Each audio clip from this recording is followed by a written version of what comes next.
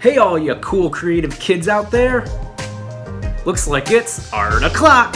Time for another art project.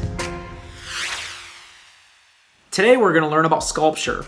Those of you who had me in art class may remember back when we were talking about the Renaissance, we talked about a few sculptors, mainly Michelangelo and Donatello. Today we'll be learning about an artist whose work was a little bit more recent than the Renaissance, a portrait artist named Augusta Savage. Augusta Christine Fowles, born 1892, Green Cove Springs, Florida. I'll take it from here.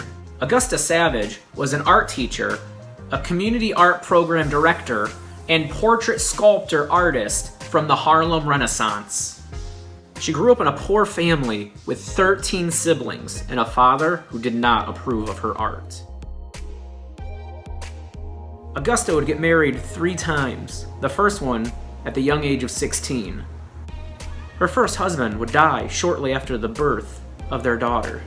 She was married to her second husband for about 5 years before they divorced, taking his last name, Savage. 3 years after her divorce from her second husband, she would marry again for a third and final time. This marriage, unfortunately, only lasted about a year.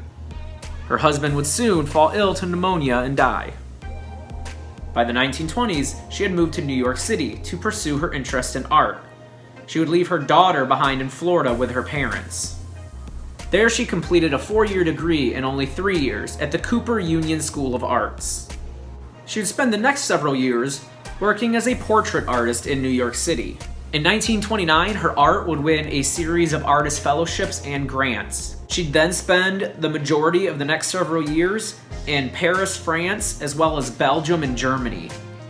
Her return to the Big Apple in 1932 would see her become a very influential artist and teacher in Harlem, as she established the Savage Studio of Arts and Crafts. Augusta would go on to become the first African American member of the National Association of Women Painters and Sculptors, was appointed as the first director of the Harlem Community Art Center, and was asked to create a special sculpture for the New York World's Fair of 1939, the Harp. This highly acclaimed 16-foot piece of plaster art took nearly 2 years to create. She would retire in 1945 to the small town of Saugerties in New York State. There, she would reconnect with her daughter and her daughter's family. The years she would spend living here, she would create very little art, creating only a few portrait sculptures, and occasionally teaching art to children for summer camps. Augusta Savage moved back to New York City in 1962, where she lived with her daughter. A few short months later, the once influential and successful artist died relatively unknown. Now let's look at how we can make our own art, like Donatello, Michelangelo, and Savage. Like this. And this. Let's look at a soap sculpture first. I'm going to begin by roughly sketching my image out on the soap. Then I'll start blocking in the general mass of my forms by removing large chunks of soap. Let's talk tools. After a quick look around the house, I found a few things that might help, but mostly I use a flathead screwdriver. Safety tip: keep your fingers out of the path of your tool and always work in a direction going away from your body. Sculpting in this manner is completely subtractive, opposed to additive. This means that I will only be taking away pieces of soap and not adding any back on. I start scraping away thinner layers of soap to roughen features like the chin. As I start working on the facial features, I must remember that the nose is the most raised part of the face.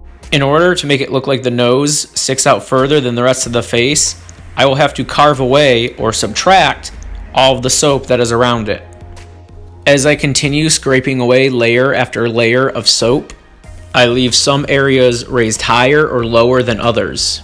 This is how I will create and define all of the facial features.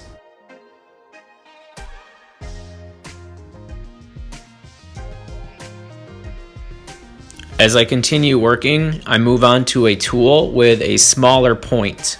For this, I used a paper clip. Using a smaller pointed tool will help me to better define the creases and edges of facial features. Next, let's create a face out of cardboard. To help create a rounded surface, you can tape together 2 pieces of cardboard with offset corners, or make a slit and overlap those 2 edges and attach them together. Let's get started! For the base of this face sculpture, I attach several pieces of cardboard together with a slight curve, and stuff it with some paper for support. Unlike the soap sculpture, this one is completely additive. I add layer after layer of cardboard to raise up the facial features.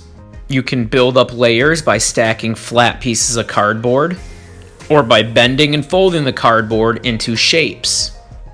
I attached my cardboard using duct tape, but many different types of tape or glue will work. If you have access to a hot glue gun, I'd recommend trying that. And there we have a cardboard sculpture.